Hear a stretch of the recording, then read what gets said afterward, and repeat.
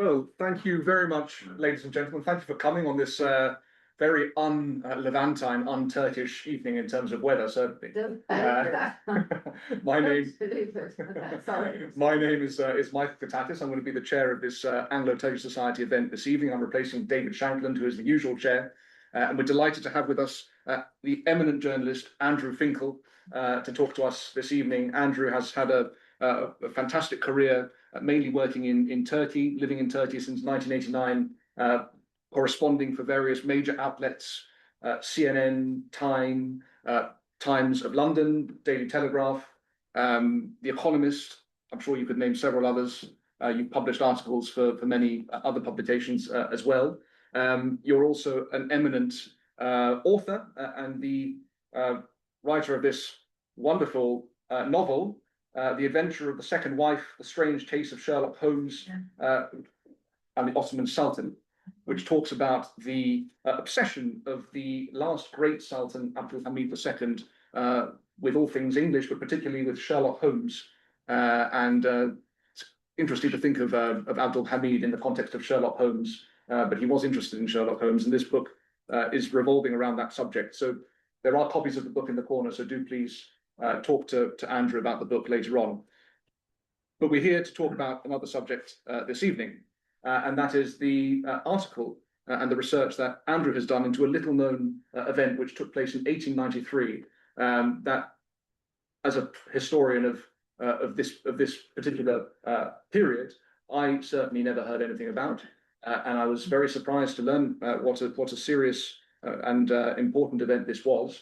It was an exhibition cum play cum sort of operetta involving a sort of made-up Istanbul replica in the Olympia exhibition space of West Kensington. This lasted for a year and had, as Andrew will tell us, up to 6 million attendees who were reveling in this sort of orientalized vision of Istanbul. And Andrew's going to take us through that story, dive into it, and I think we'll speak for about 35, 40 minutes, perhaps a bit more, and then we can open the floor to questions from the audience. So, Andrew, without further ado, I'm going to pass over to you to discuss this really fascinating subject. But thank you very much, Michael.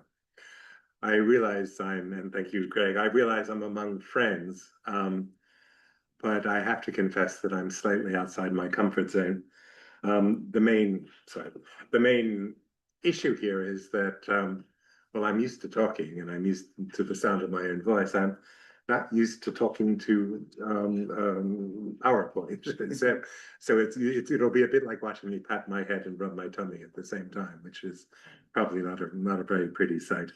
At the same time, I'm also sort of slightly outside my comfort zone in the sense that the journalism that I do or did, or the journalism I'm most proud of, is what I would call sort of, English journalism, which is you take a small microcosm which somehow tells the whole story, and some small incident, trivial, that somehow hints at a much bigger and broader picture. And that incident can be quite silly, but quite serious at the same time. And if I know this is a digression, but if I had to give you an example, it would be when I was covering an earthquake in 1999 in Turkey, and destruction and death, and it was just the most horrible event. But the thing that sticks out in my mind that I remember from all that coverage was an old man who had lost his house, had lost his wife in a crumpled house, and was in tears and whatever, but he was wearing a Bugs Bunny t-shirt. And this was not something I could ever write up in a newspaper because it would be terribly disrespectful. But all these years later, somehow that absurdity tells me it's more tragic than anything I saw, or the children under the rubble or whatever. Somehow that's the incident that stays with me.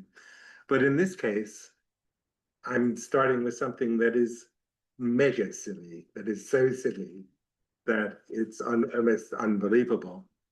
And yet from this silliness, I'm trying to find something that is serious and important. So you bear with me, and let's see if reach that final destination. You've been staring at this picture. Why? You'll recognize the chap on the right. That's Abdul Hamid II, the last great Ottoman Sultan who ruled from 1876 to 1908, and then was overthrown by the Young Turks. That, as far as I know, is the only portrait ever taken of him. There are close to 33,000 photos in the Yildiz Palace collection, but not a single one of them is of the principal resident of the palace. This, in fact, was taken not far from here on Ebury Street in Victoria, near Victoria. He was a prince at the time, and he came to London as part of the one royal visit, which I can mention later, and had that picture taken, and he's obviously not too happy about it.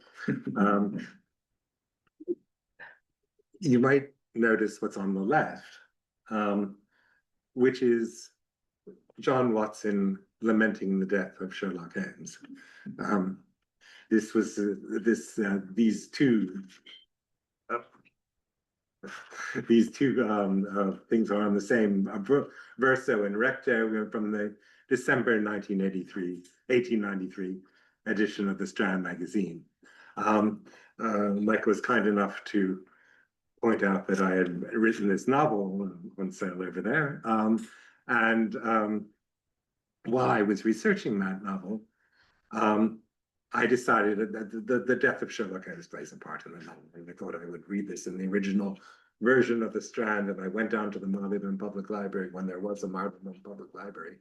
And I got a sort of old, unbound edition of the December issue of the Strand to read the last adventure, the final adventure. And when I got to the death of Sherlock Holmes, there on the right was one of the characters in my novel, Abdul Hamid II. And so this was sort of a sign from God that I had to finish the novel, although it did take quite a long time. And the article, which you can't see it because of the way the PowerPoint is set up, but the article in which this appears was written by this gentleman called Rafiuddin Ahmed, who is possibly the most aristocratic character in this whole story I'm about to relate. He was educated at the Reverend John Wilson School in Pune, went to Deccan College there, went to the King's London and ended up in the Middle Temple. He was an intimate of Queen Victoria and the Queen Victoria's Munshi, her Indian manservant, and was hated and loathed by all of Queen Victoria's entourage because I suppose he had brown skin, and also he had an influence over her, which they didn't have. He taught her how to write in Hindustani, and if you, in subsequent editions of the Strand, you'll find couplets from the poet, the Persian poet Saadi, written in Queen Victoria's hand in quite legible Persian, taught to her by Rafiuddin Ahmed. Now, Rafiuddin Ahmed, why does he appear in this story? He's the one who started this whole, he started me going on this whole episode. He wrote this panegyric to Abdul Hamid very much with a specific purpose in mind. His great priority in life was to protect the Muslim community in the Indian subcontinent, and to protect that, he felt that it was necessary to preserve British rule, and to preserve British rule, he had to stop the Russians from invading India. And to stop the Russians from invading India, he needed the Ottoman Empire as a buffer state. And as you see, this takes place in 1893. In 1892, Gladstone came back in power. Gladstone was loyal to Abdul Hamid the second. The famous line was, he called him a specimen of inhumanity or something. But he was Abdul the Dam, the Red Sultan, the architect of the Bulgarian massacres. And so, of course, there was a great fear at this time that the British foreign policy, which was already veering away from supporting the Ottoman Empire, would abandon it altogether. So he wrote this article in the Strand, basically to defend Abdul Hamid and to defend the importance of British retaining good relations with the Ottoman Empire.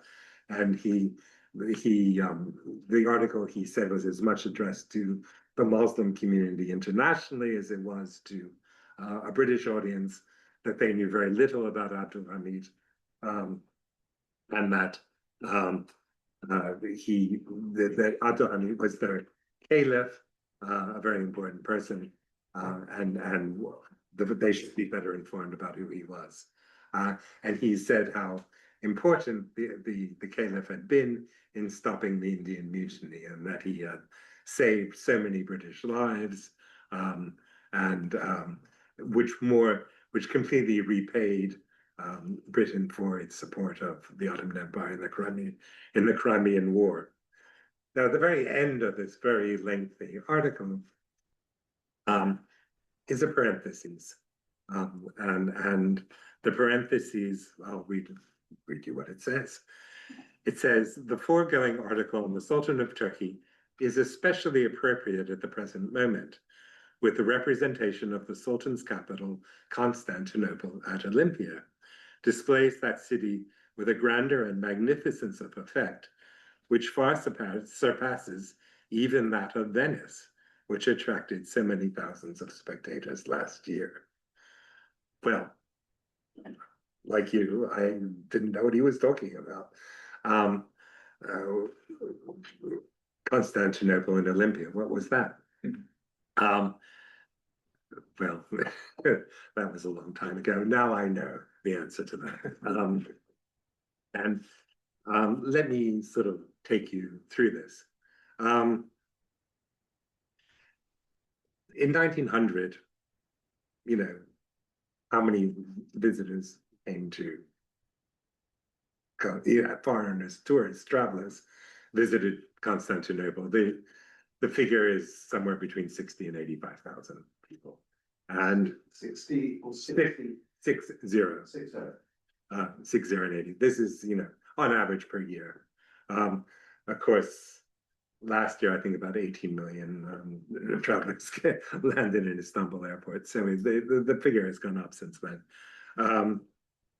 But if you read, you know, the Murray's guide of this period, the one thing they say is just basically how difficult it was. You know, it was a real schlep to get to Constantinople. It wasn't for the faint-hearted.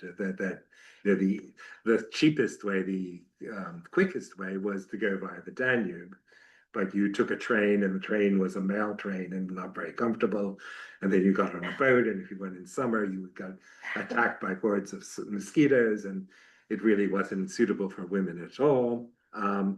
And that the best way was to go, you know, on a cruise, on a steamer, but that was only good if you had 2 months to spare. So, you know, it was not an easy journey. Travel became much easier when the Orient Express set up, but that was 1883 with 40 passengers. But even then, of course, the Orient Express didn't go to Sirkeci as it does now. Into the heart of Istanbul. It took you to the Danube, and you had to take a boat from the Black Sea. So it wasn't until much later, 1889, that the train actually delivered you into the heart of the city.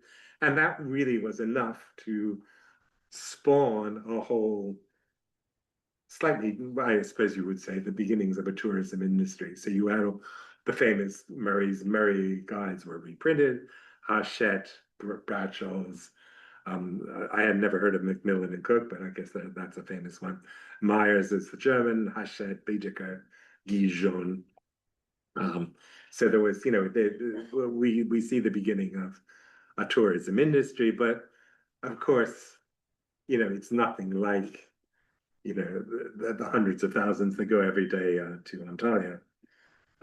But on Boxing Day, this is, I'm really impressed by this, that I got the right slide for the right moment of the door. I hope you're all taking notes. On Boxing Day, 1893, 32,251 travelers descended on Constantinople. which is remarkable since only 60 or 80,000 would go there in a whole year. If I can figure this out. And this was the reason. You can't actually read it, but this was the cover of a theater program. In fact, I actually have exhibit A here. This is the actual program of the original, and it was a Christmas present from my family. Wonder why. And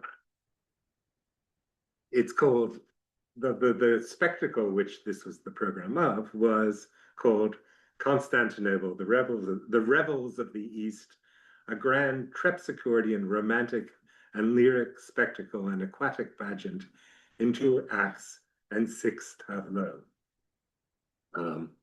And it took, and the people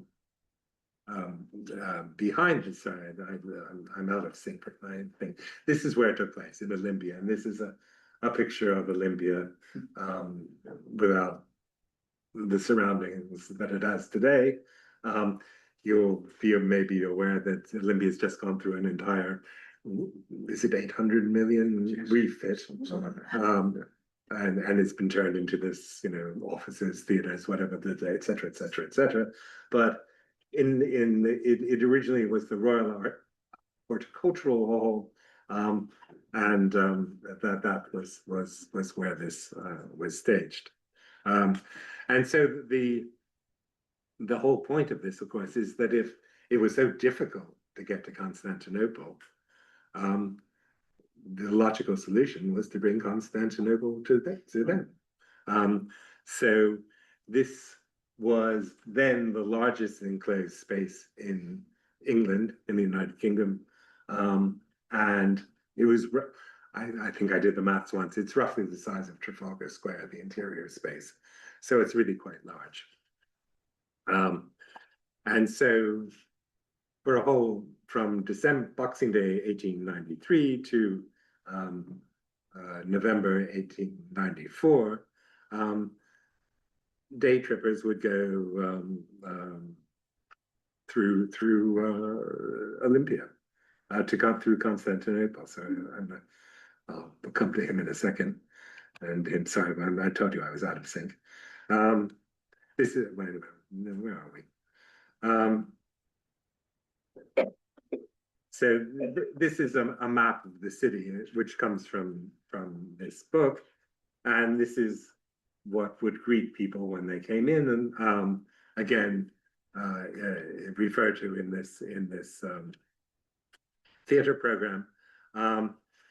Essentially, there were 2 aspects to what was created in Olympia. So you would cross this pontoon bridge to the Galata Tower, and from the Galata Tower there was a painted, a trompe l'oeil tableau. This is suddenly become the vogue in Istanbul to have exhibitions of these trompe l'oeil, these tableaus. There was the famous one was in Leicester Square, where you could go and you could climb up steps and see. I think Constantinople was one of them. And so, but you could from the top of there, you could see, the Prince's Islands and beyond. And of course there was, it was a commercial venture. There were cigarettes to buy, Turkish cigarettes from the Régie de Tabac, and tons of places to eat, and basically, as I put it rather succinctly, effortless illusion replaced troublesome reality. The Times newspaper, all the newspapers reviewed it. The Times was particularly taken with the harem, which was a luxuriously furnished boudoir in which genuine Turkish women, richly habited, are reclining. Another highlight was a series of rooms with tableau vivant scenes from 1001 Nights, and the Manchester Guardian was equally approving. Thousands of our toiling countrymen and countrywomen will see faithful reproductions of scenes of Oriental art and interest, which they can never hope to look upon in reality. Or as the program, 82-page program puts it, today one need not take a tedious journey to the east to realize its glories. A journey to Olympia in the west will serve as well. Now, the curious thing about this book is that it's sorry, if you can't see it on Zoom, I'll hold it up here.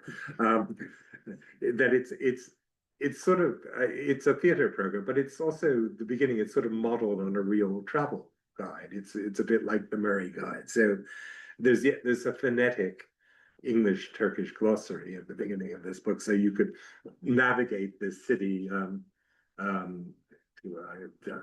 See if I can get the map. Yes, this is the annex of Olympia, and that's the city, and what you've been looking at is that's the representation.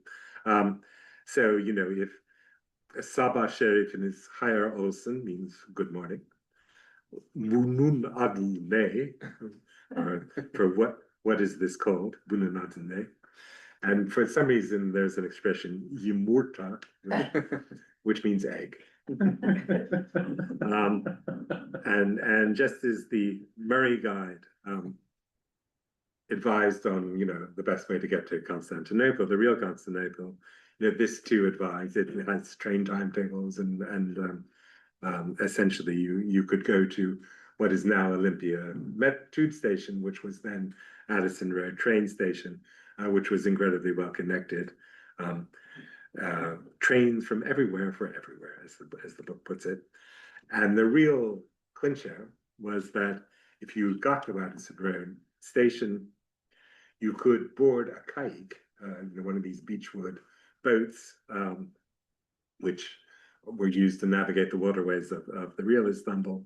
And that would take you in a Bosphorus into the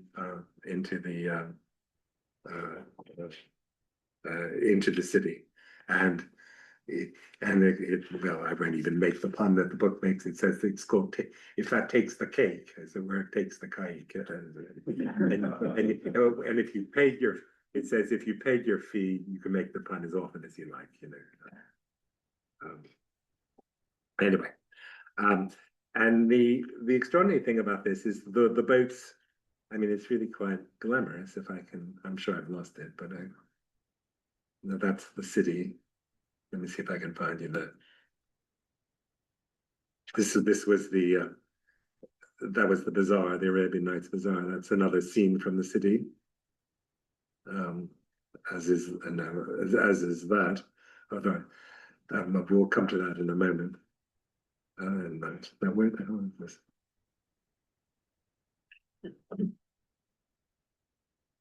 Lost forever, I'm afraid. So I can.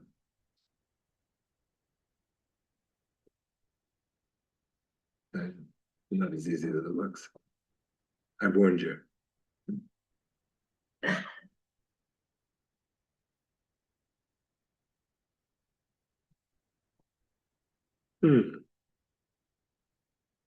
There we are.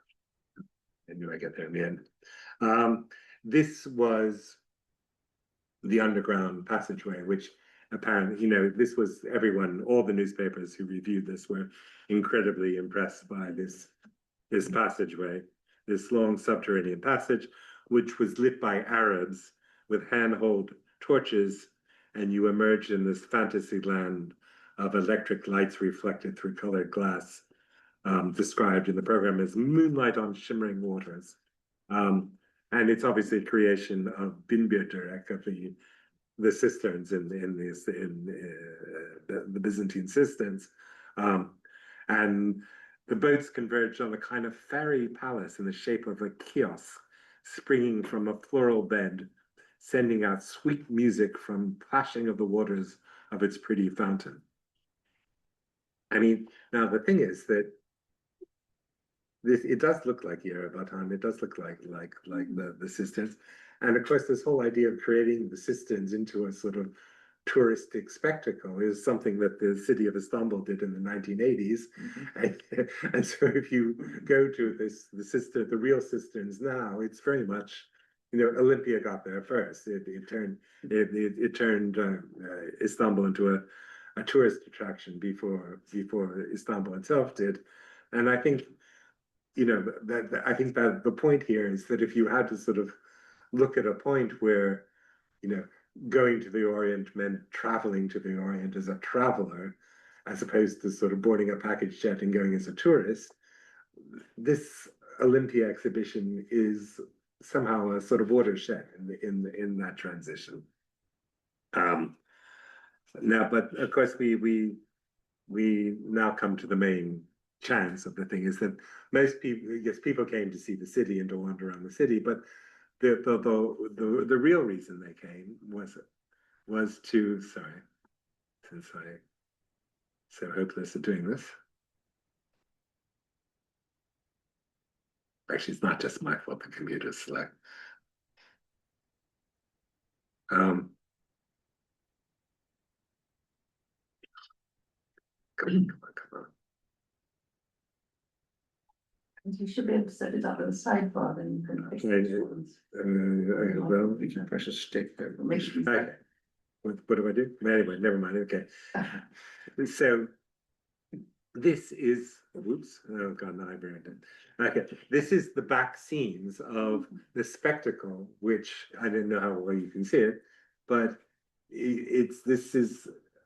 there are pictures of the performance itself, but somehow this is the most spectacular representation of what went on stage. There was a performance, which I read you the name of, which had 2,000 performers. And if you, and it was performed twice a day. And to an audience of which could hold 12,000 people. And if you do the math, it's more than 6 million people who would have attended this thing. One assumes there was a matinee pretty much every day, but perhaps not every day. And perhaps it wasn't full every day. So if it was only 5 million people, or 6 million, that's so the population of London in 1893 was 8 million. I'm not sure exactly, but not much more than that. So you can see that this must have had an extraordinary effect in representing Constantinople, the Turkish Empire, the Ottoman Empire, to the generality at a time when the Ottoman Empire really needed British support. Now, we'll if someone can help me, if I can find a picture of them. I think if you press escape, if I push escape. Then I'll reshare the. So if you go to share. Where do I do that? Share. Yeah. Then click on the PowerPoint. There you go. And if I go down here. Yep. Here. Good call. See nothing to it. Yeah. Okay. The Eminence, not so grise, but Eminence Blanche, I guess, the man whose name Bolossi Carafi appears on the program, was the man behind the spectacle. And his name appeared, there was £60,000 worth of ads to advertise this program, which apparently is £6.6 million today. And both Bolossi and Imre, his brother, who was responsible for this, which is White City, which is now Westfield Shopping Center, but that was where the Olympics, the 1900 whatever Olympics took place, and it was a Oriental recreation in the heart of London, which Imre Carafi had created. Imre Carafi had also been the architect of the Venice in London, which was the show which preceded Constantinople in London. So during Venice in London, you would take the train to the Addison Road station and take a gondola into the Grand Canal into Olympia. So that was just changed into kikes and the Bosphorus. So that's now Bolossi and Imre Karafi by this time had fallen out, where they were brothers and were fighting with one another, and didn't talk to each other. But they had an extraordinary career. Let me get back to Bolossi.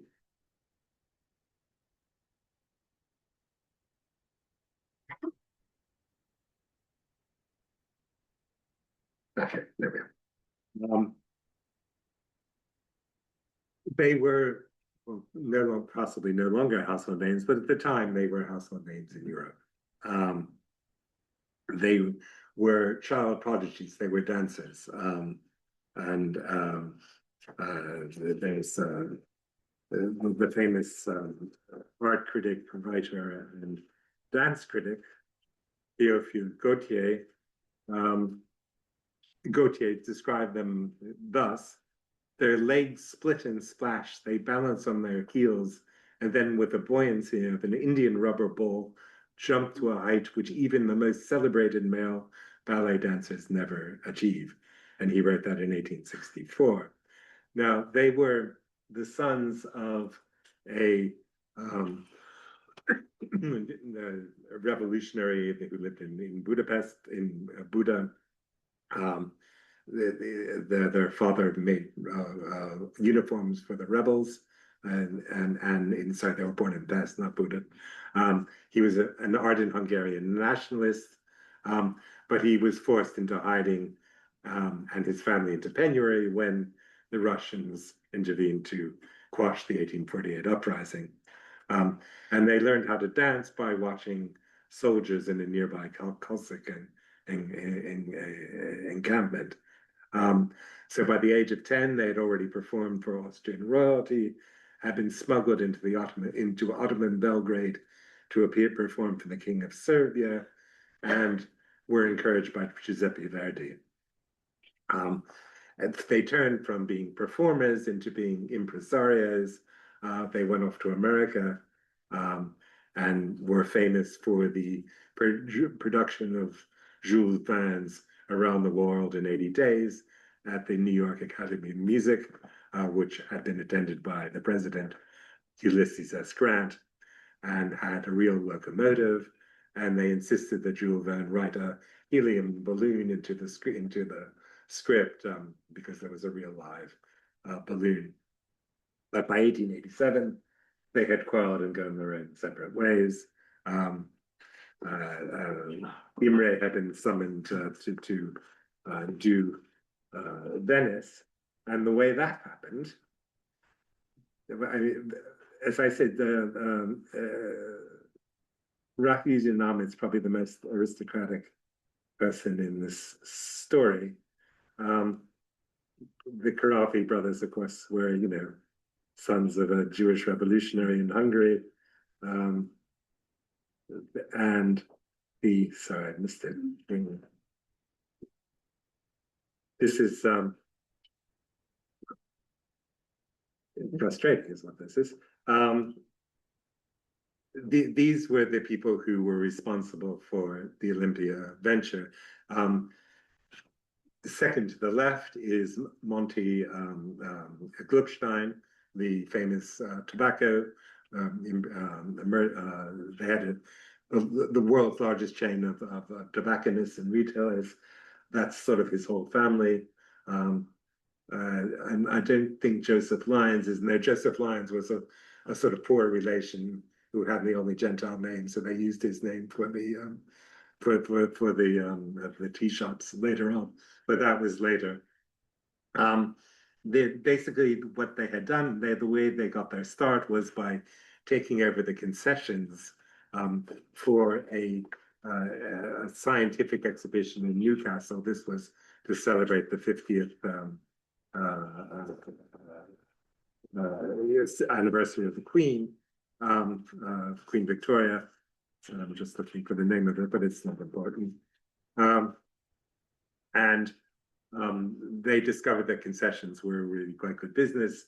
So they brought Barnum and Bailey Circus to Olympia, which was a much bigger venture, and then commissioned Venison in Venice in London, and when finally after a year Venice in London the sales went off, they went on to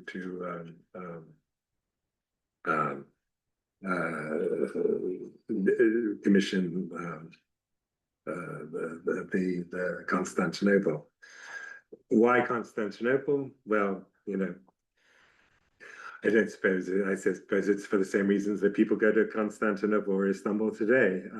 The city was, exotic, close, but just out of reach. It had figured in the English imagination, British imagination since the Crimean War. And again, was lay at the heart of the Eastern questions, with Britain's strategic commitment to preserving Ottoman territorial integrity as a bulwark against Russian expansion towards India.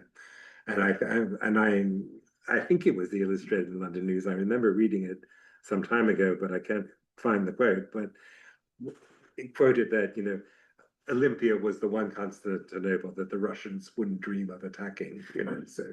So it was obviously the Eastern questions. And anyway, the program suggested another reason for how are we doing? I'm taking a lot of time. You're fine. You're fine. Absolutely. Okay. You can tell me when you get bored. The program suggested another reason for doing this. They were, fired by a laudable ambition to produce an entertainment that could surpass any previous effort in the annals of amusement that the program modestly claims.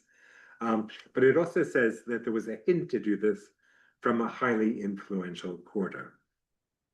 And that highly influential quarter was deemed to be Albert Edward, the Prince of Wales, Bertie, who had been to Constantinople twice, first in 1862 as a 20-year-old bachelor. His parents were trying to get him away from some sex scandal at Cambridge, plus ça change. And he again, after he got married in 1869, he went with Princess Alexandra following the opening of the Suez Canal. And his visit turned out to be a great diplomatic and social success. And they did everything in Constantinople that a tourist would do today. They attended a performance of Meyerbeer's L'Africaine. I guess that doesn't happen so often, but they went to the imperial mosques and they went to the bazaar. And now, of course, the ordinary man in the street could do exactly what Bertie did on his honeymoon. So, and of course, this was all sort of grist to the mill of changing the image of what was happening, the British foreign policy. So, to say that, this was an Orientalist view of the Ottoman culture is, it's a bit like calling the Pope Catholic.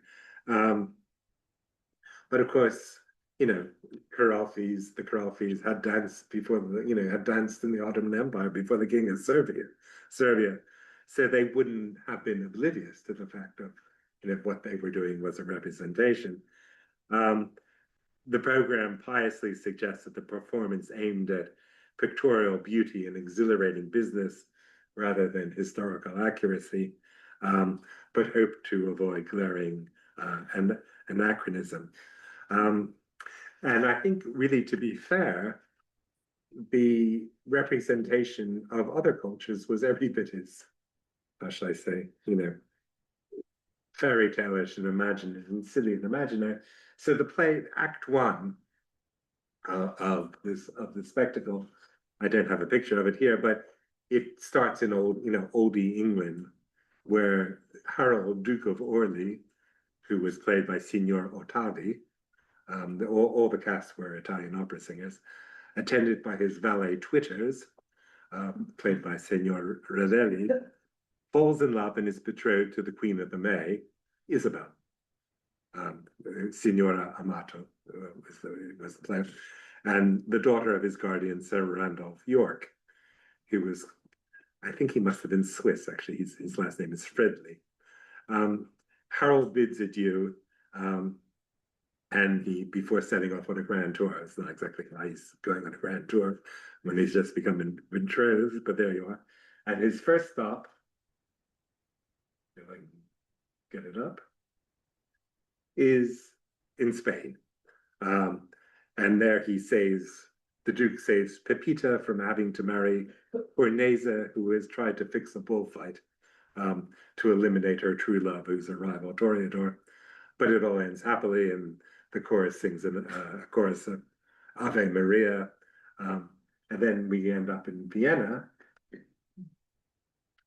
where, according to Punch, a wonderful scene it was too, with clowns, wire walkers, acrobats, quack doctors, dogs, monkeys, and showmen, all too busy with their own performance to have spent time to attend that of anyone else. The performing monkeys were incredibly popular, but what really brought the house down were the clowns, who had bells sewed to their costume, and they played the Bluebells of Scotland by some jiggling their arms. I'm not going to do it for you. And anyway, it brought the house down. There was a hurricane of applause. So it's only in Act 2 that they get anywhere near the Ottoman realms, except, yes. Now, it wasn't clear in the program that I had. It says this is the brigands in Rumeli, the newly created Rumeli, because after the Treaty of Berlin, I think the Ottoman Empire lost most of Bulgaria except for a bit, which became Rumeli. But this scene was, I guess, too complicated, and it wasn't in the initial performances. And then, of course, they get to the slave market, which is hard enough to do. Yes, they get to the slave market, where the Duke of Orleans rescues a damsel in distress, and et cetera, until the grand finale in the Seraglio with the ballet. This was against the background of Turks in hide turbans, according to the Times, Tartars on horseback and on foot, ladies of the harem in transparent veils, and men on camels and horseback, by a number of real Arab acrobats whose marvelous and grotesque agility excited peal after peal of unquenchable laughter. And the Nursing Times was particularly impressed by the camels. There was no dialogue. Words would have been lost in so cavernous a space, and the story was told almost entirely through music and dance, hence the Italian opera singers. And the composer for this, unfortunately, the score does not exist. Well, perhaps fortunately, I'm not quite sure. But the composer was someone called Paolo Giorgia, forgive my Italian, whose life was every bit as extraordinary as the other people in this thing. He too was a revolutionary. None of the people here went to Eton, or even Harrow. And he was famous for this revolutionary polka called La Bella Giorgia. Sorry, again, my Italian's lacking, which was adopted by Garibaldi as a rallying cry for the Lombardian liberation against the Austrians. And it was so in dialect and whatever, so they couldn't tell that it was actually a revolutionary song. But he had to flee Italy, went to Milan, went to Vienna, Venice, London, Sydney, Australia. He's in there. If you look at the sort of great composers, great Australian composers, you'll find him there. Although he went to Philadelphia, which is where I was born, and that's presumably where he met the Kiralfy brothers, who had a theater in Philadelphia. Then in Seattle, and then the great tragedy was in the 1906 earthquake in San Francisco. which burned the city down and possibly most of his manuscripts. So although we don't have the music, the Dundee Courier describes it as tuneful and quaint. And he was almost certainly, says Emre Arıcı, the musical historian who you might want to give a talk, a typical romantic composer of his age, using lush orchestral colors, expressive melodies, and singable tunes of the Italian school. Personal email from Emre Arıcı.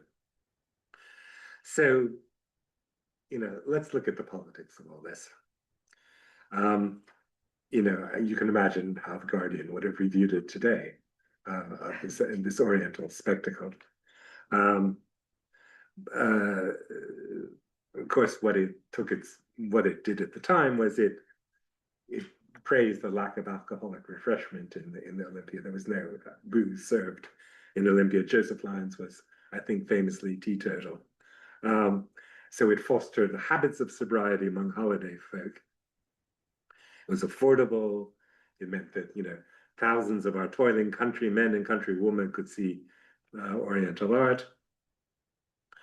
But the curious thing is that the Guardian was less concerned with the stereotyping, the denigration of an Oriental way of life, than perhaps seeing it as a little bit too favorable. And I quote, "Let none imagine that because Muslim life is seen to be invested with all the Oriental charm and splendor which the genius of the artist and inventor can impart to it, that there is any encouragement of the idea that the people of Muslim lands, any more than in heathen countries, are getting on very well as they are." Getting on very well as they are is a quote from the Archbishop of Canterbury at the time, in an address to the Society of the Propagation of the Gospel. So basically, the Guardian was concerned that it was not that it was too Oriental, but that it was too nice and too attractive, and therefore might lure people down a slippery path. But of course, it was incredibly successful. The 1890s was a year of economic depression, but Constantinople, according to Bolossi Karafi in his memoirs, was entertaining more, people in a week than a Broadway show would see in an entire year. Of course, the Prince of Wales went to visit. So did the mayor of New York. The Italian prince who was to become Victor Emmanuel III slipped in one night incognito into the stalls. The Duke of York, not that one, the future George V, attended the performance 6 times. Queen Victoria was too lame at the time to make it up to the royal box, and they offered to build a ramp and knock a few walls down, and she declined politely, saying that was too much trouble for a single evening out. And the pageant was revived in Buffalo, in New York, in Cologne, in Hamburg, in Berlin, and it almost certainly inspired a Constantinople amusement park at a bend in the Danube, constructed in 1896 between the Liberty and Rákóczi bridges in Budapest. This was a sort of entertainment district which could hold, 40,000 people. There were mock replicas of Hagia Sophia and the Galata Bridge, fireworks every night, real naval battles in a lake where ships were actually sunk. Unfortunately, however, it was a rainy summer, and the Danube mosquitoes, which the Murray guide described as a hazard of getting to Constantinople, forced the venture into bankruptcy by the autumn. As I said, it attracted, 12. The other Constantinople, the one in Olympia, celebrated its 500th performance in October 1894. Capacity crowds of 12,000. And then it closed for an even more spectacular called the Orient. This had an even larger cast. Act 1 also began at Constantinople, although this time it was the Byzantine court of Emperor Emmanuel II, and the plot is even sillier. they go through Egypt, an imaginary African kingdom, before returning in an aquatic pageant with depicting Catherine of France entering London to meet Henry V. But this sadly was not a financial success because anyway, you can see Catherine of France any day. It was there was a severe winter and flu, and that affected box office receipts. And I suppose the other question perhaps Michael and I can ask together is how this whole thing disappeared without a trace, and that no one really talks about it, remembers it, although, we went to see a performance of the Mikado the other day, and the Mikado was, always similarly inspired by a Japanese, exhibition, and yet that has had a shelf life. What sort of influence did it have? Why did that influence disappear? I mean, partly, I think if you look at the picture of the stage mechanics, the great thing about it was that it was the spectacle of scene changes, of the sudden transformation on the stage from Spain to Vienna to this to that. And of course, with the advent of cinema, that became less dramatic. Did it have an effect on the life of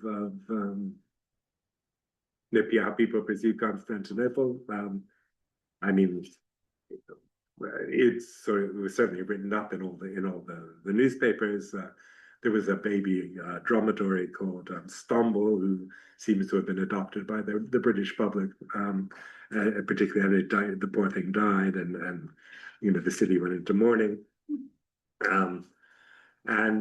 But there's an interesting reference to it in a book by called The Diary of a Turk, which some of you may know, by Halil Halid. Halid was certainly not a self-hating Orientalist. He was an outspoken critic of what would now be called Islamophobia, and was constantly attacking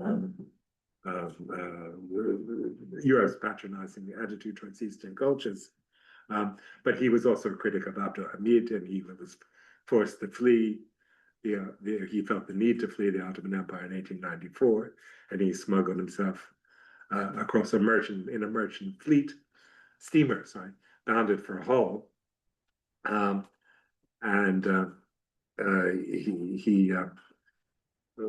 he went on to become the first teacher of Turkish at Cambridge. But when he got to Hull, he didn't know any English at all, barely enough to get on the train to London. And from King's Cross, he decided he would go to Kensington, because he had heard of this spectacle. Of course, he ended up in Kennington. And before he finally, turned around and got to Constantinople. And so at last I got to Addison Road Station. Outside Olympia, I saw a man with a red fez on his head, wearing some sort of odd Oriental dress, which I had never seen in Turkey. I spoke to this man in Turkish, and from his accent discovered that he was a Turkish Jew. Through this fellow, I engaged a room in a neighboring lodging house. And so, with my fervid imagination, I speculate that this became the center of an Islamic community in West London. And in 1893, Muhammad Ali Jinnah, one of the founders of modern Pakistan, moved to London. And if you want to find the blue plaque marking his home, where he lived then, it's on Russell Road, which is about a 2-minute walk from the Addison Road train station. Now, the thing is that, Orientalism, I mean, we can say on a subliminal level, it does, serve to objectify cultures other than one's own. But at a more conscious level, we can assume that audiences were not so naive as to realize they were being presented with a fantasy. And a good example of this is a poem which appeared in Punch in 1894 in January. And it's a poem, and it's addressed to a Houri at Constantinople. And it doesn't say Olympia or anything like that. It sort of assumes that everyone knows what they're talking about. The city and the spectacle had become synonymous. And the poet addresses sweet daughter of Araby, of ivory breast and ebony hair, but laments that, you know, she's unlikely to understand what he's talking to her about. So, you know, Mohammed made so freely unveiled, I long to converse in thine Orient speech, but Arabic, Turkish, my schoolmasters failed entirely to teach. And he's taken aback. My dreams to the east take flight. When the Huri replies in cockneyfied sound, genuine Turkish delight, 1 shilling a pound.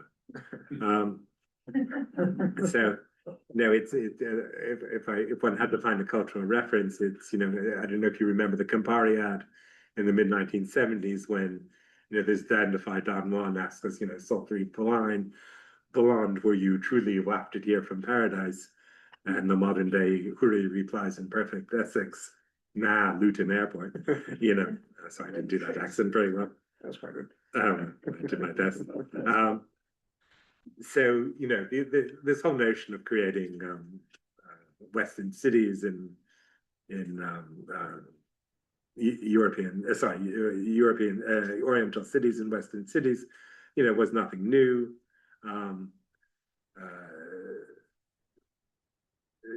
The world fairs, of course, were famous for this, and of course, Gaddafi in his memoirs, when he talks about the city as opposed to the spectacle, talks about it as a sort of Turkish Oriental World Fair.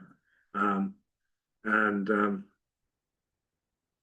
1893, there's quite a lot written, not about this, but about the Chicago World's Fair, where there was a Turkish pavilion and there was a great brouhaha about how the Turks were being represented. And so there was a mosque, and could they be charged to watch people pray in the mosque? And there was it was quite an incident. And so we can rely on the historian Selim Deringil, who's sort of an expert on the Ottoman obsession with their own self-image in his book, The Well-Protected Domains. And he cites 2 priorities, which Abdulhamid and the Ottomans had. One was presenting the Ottoman Empire both as the leader of the Islamic world and member of the modern world. And the second was vigilance aimed to quell any perceived slight or insult to its prestige. And I'll sort of end by trying to find the rest of my pages, which is there was quite a famous incident between what's not famous, possibly no one knows about it at all. But when they were about to produce this spectacle, Velocity Karafi and the cast, who you saw, the Lions and the Glücksbeins, and were all summoned by the Turkish ambassador at the time. He too is a sort of an interesting character. I mean, the interesting thing about all these people is that these great defenders and betrayers of empire are the least likely people you to expect. There's the Hungarian Jew, there's the Indian from Pune, there's the Turkish ambassador himself was sort of like this Tolga hybrid individual. He was 83 years old. He headed the Ottoman mission to the court of St. James, and the stuffed bear on the landing on the embassy in Bryanston Square was testament to an eventful career, because the bear had nibbled off 2 of his fingers during a hunting party with the Tsar when he had been emissary to St. Petersburg. His exact place of birth, whether it was Florence, Istanbul, or Hamburg, remains unclear. His mother was Greek, an Ottoman subject, and whether he had actually inherited the title the Comte de Marigny from his impoverished Italian father, or whether he made it up, is also in dispute. But he was known as Rustam Pasha, or Rustam Pasha Marigny, the name by which he had risen through the ranks of the Ottoman bureaucracy. And his great accomplishment was in Lebanon, where he had distinguished himself, brokering an uneasy harmony between the Druze and the Maronite communities. And to my mind, interesting because he had reintroduced cedars to Lebanon. There had only been 7 trees when he arrived in 1847, and he propagated many more with saplings from the botanical gardens of Brussels. Anyway, these people all meet, and Rossi Carafi describes this as an amicable sort of case of a meeting of mind, correcting a few misunderstandings. And he, reassured the ambassador that, Islam was being portrayed properly and that the women in the Oriental ballet would be properly dressed, that every scene representing Constantinople stressed its beauty and artistic merits. And by the way, here are some free tickets to the premiere to watch from the royal box. But not everyone describes the meeting as quite such a calm manner.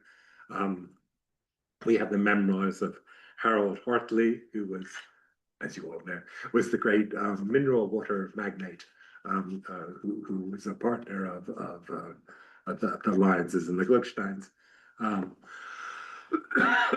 whose son, I think, went on to become some incredibly famous chemist or something. Anyway, basically they had to make changes to the play. The harem scene where the sultan went around binging bottoms was expurgated. The slave scene was allowed only, and this seems quite unlikely. Joseph Lyons assured the ambassador that slaves were openly sold in the streets of London, and therefore there was no reason not to have slaves in this particular performance. But I mean, Rustam Pasha had been in England for 8 years by this time, and he was, had traveled all across Europe, and I'm not sure he would have been taken in by that. But never mind, that's what's written. And of course, this happened at a time when there had been a play called Don Juan, and a sort of burlesque play in which Rustam Pasha had complained to the Lord Chancellor because it had shown this sort of lecherous sultan in his harem, and this became a sort of great incident.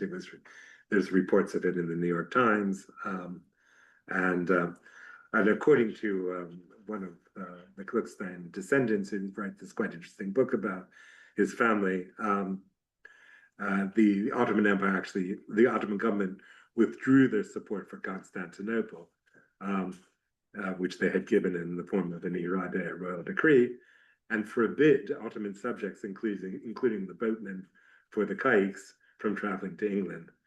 And so as a result, the organizers had to smuggle 100 or so remaining performers into England. Well, whether this is accurate or not, I'm not sure. Again, I go back to Celine Deringil, who actually, he doesn't talk about this Olympia exhibition. He doesn't know about it, but he does see references, which we can interpret word to this thing.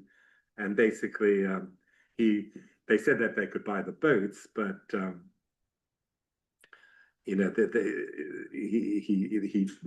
archives, the Ottoman archives, referred to this ridiculous attempt to procure the services of what were described as brawny oarsmen and lissom dancing girls to be rounded up and transported to London.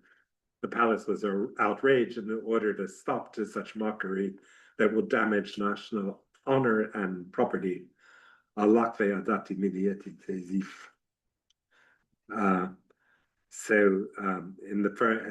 the end, the firm were depicting not real people, but only creating an illusion. But they were allowed to buy the boats, but not to have live displays.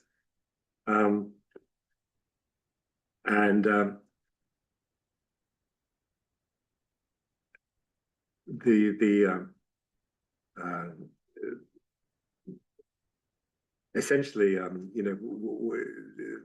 Rustam Pasha, Gaddafi writes when he's saying that the British government was interested to hear the results of the discussions they had with the Ottoman ambassador, and were pleased that the talks went well. And the reason they were pleased was because they were increasing their forces in Egypt and didn't want trouble from a plane in London. And again, I'll give the last word to Celine. um, who more or less describes the tension surrounding these sorts of things. It was positive. It was an attempt to win public approval for the Ottoman Empire, but yet to do it by depicting this strange fantasy land. And he says the Ottoman concern for their image, it was no mere vanity. What was being undertaken by the Ottoman state was nothing less than a symbolic statement of its right to exist in a world that was trying to relegate it to history. And I think with that, Fantastic.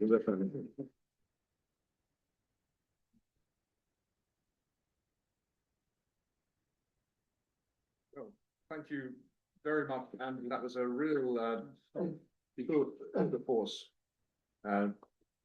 Stops reaching. That was a real tour de force. You've taken us through this little known event in the late 19th century and depicted it in a beautifully illustrative and rich way. And you can pick up so many strands: social, political, cultural. There's micro history, there's macro history, and I almost don't know where to start. Well, we can just stop it. In terms of asking. We'll take the praise and go. Yeah. But what we're going to do is I'll ask a couple of questions to Andrew. Sure. And we'll open it out to the floor. I want to start bigger picture if I can. And we talked a little bit about the politics behind this, and of course this is happening in 1893, and 1893 is a period. 1890s are a period where attitudes, political attitudes in London towards the Ottoman Empire are changing. There's been this shift in attitudes towards the Eastern question. In the previous 20, 30 years, views align very much with Rafiuddin Ahmad's perspective on matters, that the Ottoman Empire is the bulwark protecting the British interests in the subcontinent from Russian intervention and Russian interest. But of course, the atrocities, the various events that have taken place, Bulgarian massacres, of course, later on there were the Hamidian massacres of Armenians, had hardened attitudes towards the Ottoman Empire in London. Of course, Gladstone was Prime Minister at the time, and Gladstone was quite virulently anti-Abdul Hamid. So I wonder about the context of this, the timing of this event. How does the content of the event reflect some of these anxieties, or respond to some of these anxieties within these sort of more elevated political circles in London at the time of the talk? Yeah, no, that's the obvious, well, not the obvious question, but it's a good question, of course. I think the shift, of course, had been taking place for some time, and of course Gladstone was much more virulent after the Bulgarian what he described as the Bulgarian massacres in 1876. Then he was. There were no great changes in British foreign policy during this period, during Gladstone's final time in power between 92 and 94. But as you say, this was a period in which terrible things were happening. Of course, they were the famous raid on the central bank in Constantinople, in Istanbul. The Young Turks were being, so it was a time of seething revolutionary ardor, and of course the answer which this play gave, which was it's not happening at all. It created this fantasy world in which politics didn't exist. The worst thing that could happen was trying to steal someone's betrothed. Whether this succeeded in sort of lulling public opinion in Britain, and it's I suppose what I find extraordinary, what you found extraordinary, was that so many people could see this thing, and yet it just sort of evaporated. And it must have had an impact on public opinion. And yet, what was that impact? I mean, I tried to pick out a few examples, but I don't really know the answer to that question. So I think there was a fantasy world and a real world, and they didn't connect at the hip, as it were. Sure. I'm staying on the high politics level. You mentioned the involvement of Bertie and Bertie's great pro-Turkish ardor. Do we detect potentially? Can you comment on a confrontation or a clash between the government in London or the official policy in London as it had become over the course of the late 19th century with the views of members of the royal family? And was the exhibition / play Constantinople in some way put forward by the royal family as an attempt to assuage government concerns and bring the government back on side with royal views? I don't know the macro answer to that, but I can give you a sort of micro answer, which again is in this character Rafi-ud-Din Ahmed. And Rafi-ud-Din Ahmed, who had a very clear agenda, which was to support the Ottoman Empire, and when Queen Victoria died, he was essentially booted out of the country, right, along with the Munshi. I mean, the Munshi's Grace and Favour home in Osborne was raided, his papers burned, everything personal taken away from him. Rafi-ud-Din Ahmed was sent away. Of course, the Munshi didn't have a very successful life after that when he got back to Hyderabad, but Rafi-ud-Din Ahmed went on to become a Minister of Education in the Bombay government and was knighted and was a respected figure. The curious thing I read about him in Urdu, well, not that I read Urdu, but I had a translated text called the Distinguished Muslims of Pune, was the name of the book, was that he was poisoned at one point by a rival and was blinded. Was spent his later years not alone, but he would have things read to him. But the thing is, he died in 1954. So we actually overlapped. I was born in 53. So there was, and he of course goes to Constantinople on behalf of Queen Victoria to see a lot of that article he wrote is. He doesn't go into the sort of political details, but he was clearly there on a political mission to reassure Abdul Hamid. I think there was more. I didn't think there was an attempt to sort of really turn against the Ottomans. There's so much just to assign them to irrelevance. Yes. And so the Lord Salisbury model. Yeah. So I don't think there was an actual break in a dispute.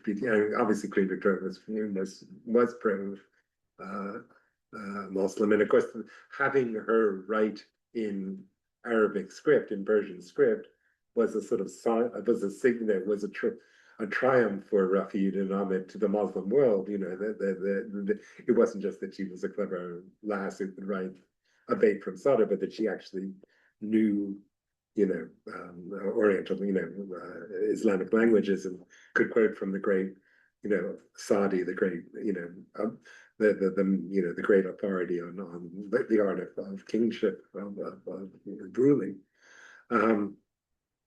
But I suppose what was the importance of the exhibition? Possibly not as much as I hope. Right. Brilliant. So let's now open up to the floor. I should preface this. I'm an Orientalist, sort of 7,000 miles to the west of my normal turf in Japan, China, Asia. Firstly, thank you for an amazingly entertaining, fascinating speech, and I say that, and it's married to my cousin, but I came with expectations, but I've been wildly exceeded. I'm going to buy a season ticket. I've got very bad news for the Anglo. Took the train. I know. I'm buying a season ticket. Sorry. Thank you. No, fantastic. The question I had sort of leads on from that, because this all, I mean, there's an entertainment and a commercial aspect to it, but it's very clearly a diplomatic soft power element significant in this. Wasn't this a tremendous fail off, given what happened 21, 22 years after this in the Dardanelles? Wasn't this a failed opportunity for a rapprochement between Britain and the Ottoman Empire, and the failure allowing the Central Powers, Germany, rather sidle in and gain influence and cause huge problems for the Allies, actually? Is that? I mean, I don't think we're going to, see a musical spectacle as having failed to win Britain to the side of the Ottoman Empire in the First World War. Of course, I mean, looking at Owen's chronology, it was 1889 that Kaiser Wilhelm made his famous trip to Constantinople, which was as an exercise of soft power, much more powerful. I mean, I suppose the post-war years. I mean, I'm not an authority on what happened between in the early 20th century, how Britain lost the Ottoman Empire, as it were. But clearly, they did. Any more questions? I've got a question. Please. In your research, were you able to look at the Venetian show or the Venice show, just to compare how the Italians or the Venetians were portrayed? Because you talked about stereotypes and how the Ottomans were, or the Constantinople was portrayed. I'm just wondering if it was just, And then, no, I didn't, but it's I mean, it's a good question. A question I think was probably very similar, but a point perhaps that I didn't make, which you've reminded me of, is that by showing, Spain and Vienna and England itself as in the same sort of silly limelight that they showed the Ottoman Empire, they were, in a sense, it was sort of anti-Orientalism in a way. If you're sort of Occidentalist about your own culture, then it makes it less offensive that you're Orientalist about somebody else's, perhaps. But I've seen the cover, but I haven't looked inside the book. I'll do that. Was another question? Yes. Thank you. Overall, I mean, people had to pay to go to it. Overall, was it subsidized or did it make a profit of it as an enterprise? No, it wasn't subsidized. It was very profitable. So the launch in other cities was kind of Yeah. I mean, as well. it wasn't. There was a question of whether.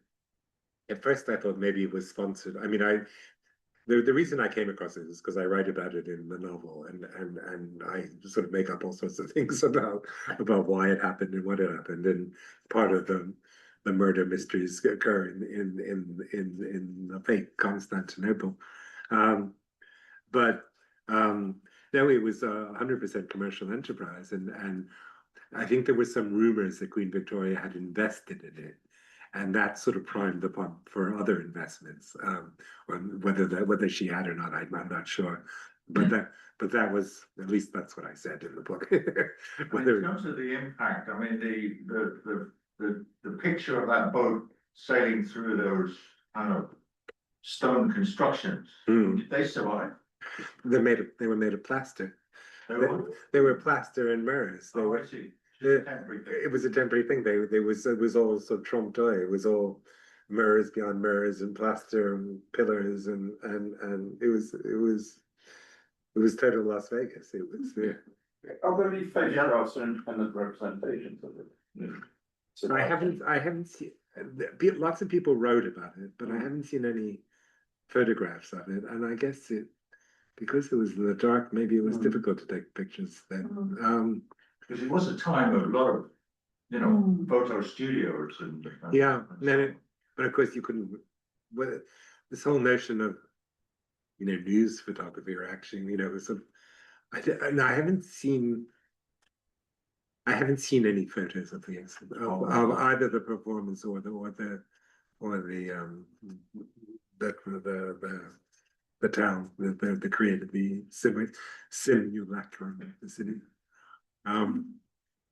But the descriptions in the papers very much correspond to that picture.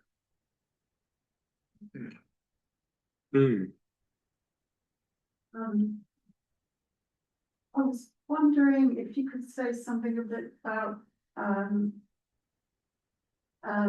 the Indian town that you mentioned. No. What white? Oh, sorry. What the White City? The one? Do you mean? In India. Oh, Pune. Yeah. Pune. And its relationship to this. I'm kind of interested because of Iyengar yoga, which was the earliest form of yoga that appeared in Western Europe. Died quite recently, about 10, no, probably about 6 or 7 years ago, at a very ripe old age. But I think that his school of yoga kind of came from perhaps British military kind of form of exercise in its earliest phase, and I was just wondering about the connection between kind of Europe and India or at that particular time. Well, I think the point is that this was an Islamic India. So I mean, Rafiuddin Ahmed didn't actually have apart from sort of writing about the fact that the exhibition existed. I don't think he had much part in its production or in whatever. Although I give him a role in the book, but it's fabricated.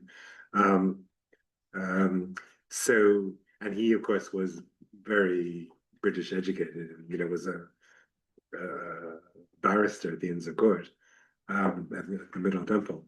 So I don't think he would have been. That was not part of his culture or the culture of this, you know, exhibition, which was, as I said, was designed by Italians rather than you know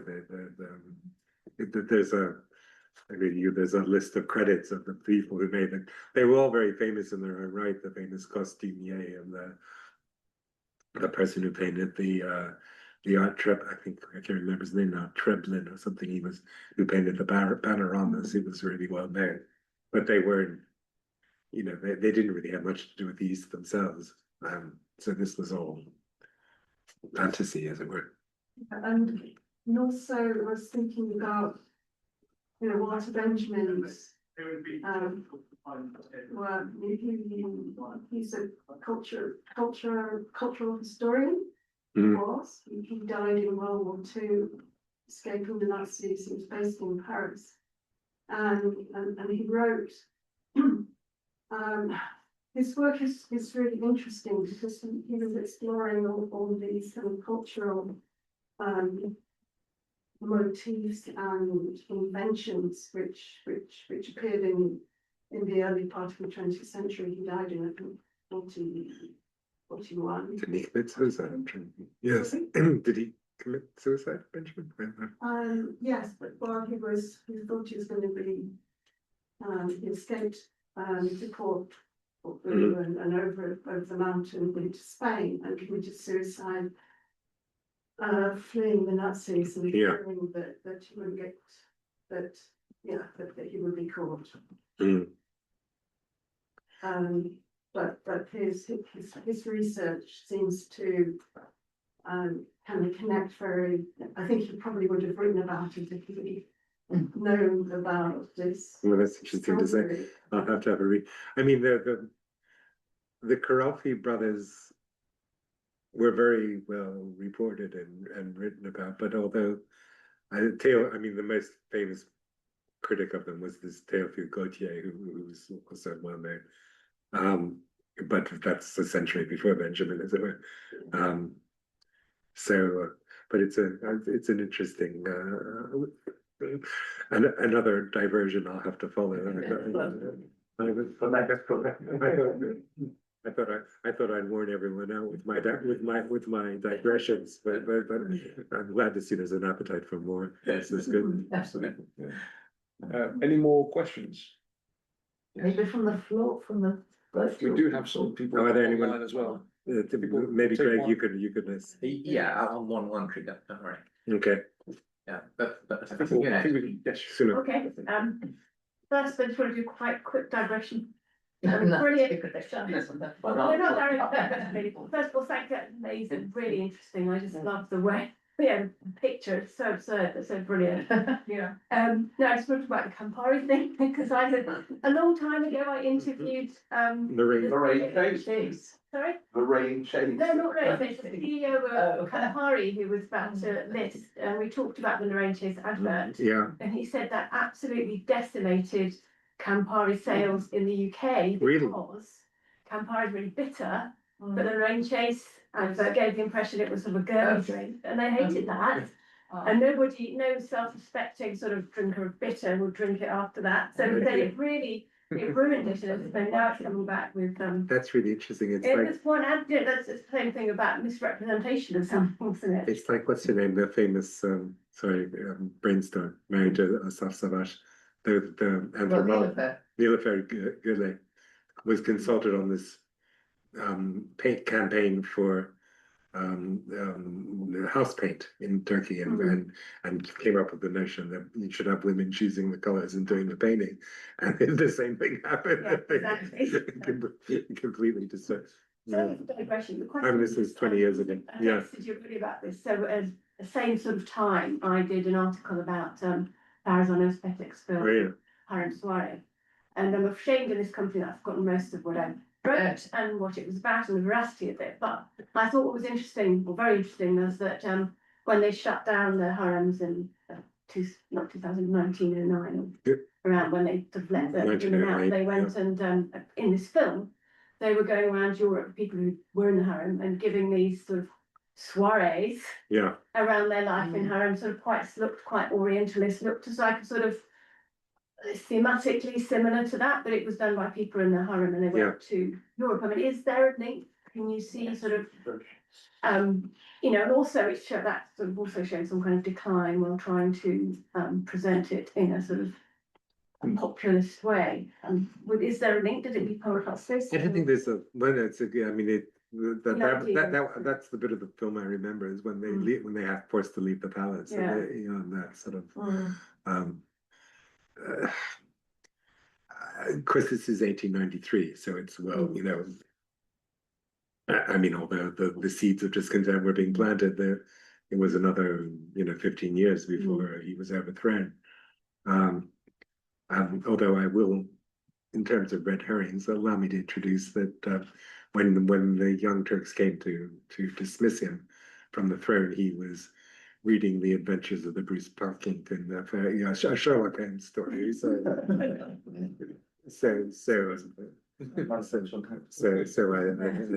think, and also when he was repatriated from Thessaloniki to the head of the Balkan armies, it's reported in the New York Times that the first thing he asked the people who were taking him back on the Lorelei, the German boat, back to Istanbul, was is Conan Doyle still entertaining the world with the Sherlock Holmes? But I don't think you'd heard of Özpetek by that. Yeah. No.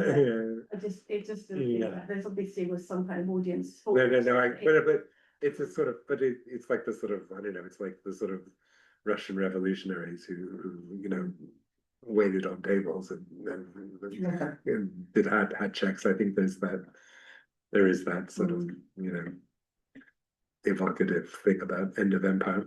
Yeah, it's one melancholy thing. But the empire was still. Racially. But this was an amazing. I mean, it's an interesting point in this sense is that here you had you know, all these unlikely defenders of empire and praisers of empire who were people who were stateless and, you know, who were trying to overthrow the Habsburgs or you know, Elon Musk.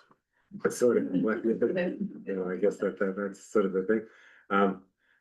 So you know, here this was a sort of defensive empire, and maybe that's why it evaporated, was when these empires went. So did that rhetoric. So we've got a very lively discussion in the room, but what about on Zoom? Is there anyone on Zoom who'd like to ask a question? How many are left on Zoom? It's not just 3, is it? 13, 13. but only 3 I've got the camera on. Ah, so if you do want to ask a question, just jump in.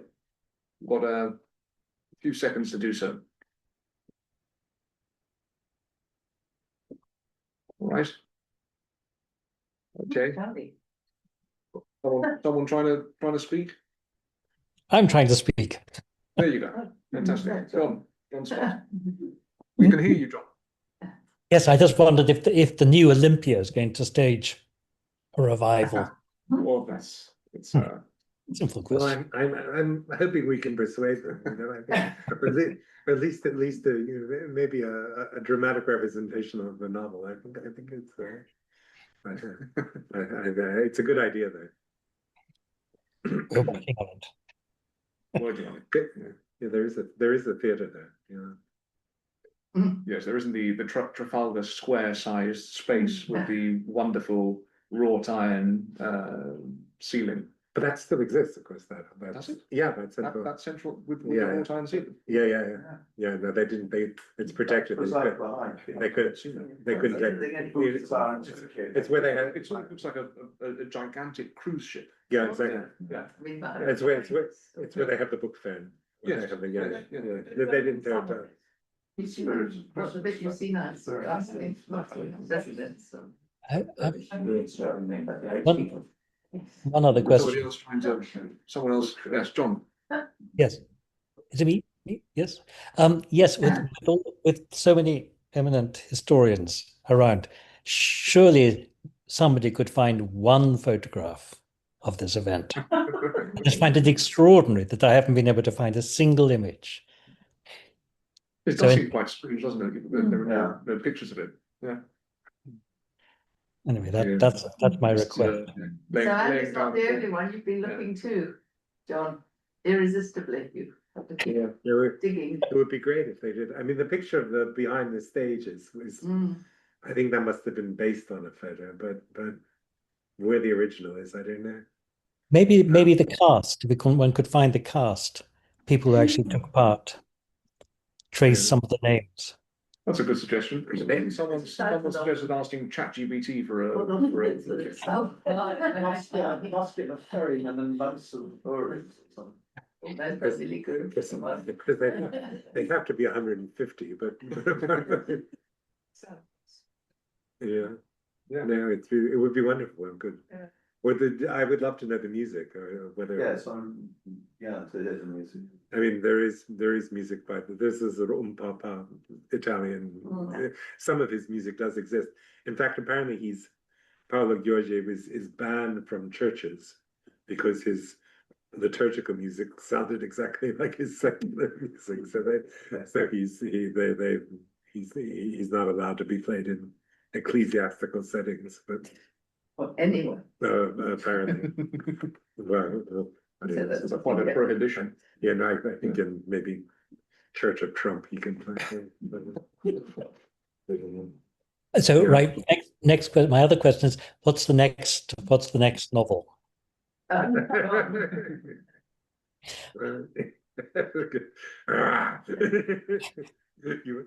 you know, I'm waiting for the advance. I think Apparently it's like an elephant, it's a long gestation. That's the question. Please. Where did you find this little book and where was it published? Sorry, it's my phone. Yeah, that's silly. I found it you know, on these sort of like these sort of online bookstores. And it was the theater program for the thing, so it's published, I guess, by Olympia itself. Who is it published by? Good question, but I mean, I think it was, I just assumed it was published by the, That might give you a clue if you're where to look for. published by Olympia, it's I published was by, gonna say, it'd be Yeah. published by Olympia Limited. So there was a limited company, Olympia. Investigate their reports. Well, I did actually. Oh, you did? Years ago, I went to, Once you've done, you're sitting up and researching all this stuff. It's really. No, I went to, years ago, I went to, there was an archive in Earl's Court. Of course, Earl's Court doesn't exist anymore. And I went to the archive, and it was very, there wasn't really much there. And it was quite difficult to work because you could hear the district line going through every 30 seconds. But they didn't have any sort of anything stunning or original, but it was sort of the history of Olympia. The London Museum. I think that's where the archive is moved Yeah. to. I didn't go there, but Yes. And stored for the next 8 years. but the program is, the ads are as interesting as the program itself. The ads would be fantastic. In fact, it does have ads for the adventures of Sherlock Holmes, I have to say, and memoirs of Sherlock Holmes. But We're building ad for the adventure of the second wife. yeah, but that would be good. But it doesn't. It's not that. What about these wonderful images on the PowerPoint? These are These are from the program? These are from the program, Right, yeah. Fascinating. That's truly amazing. And how did you manage to get them on screen? I asked John to do it. And he did it. His publisher, Yeah. scanned them.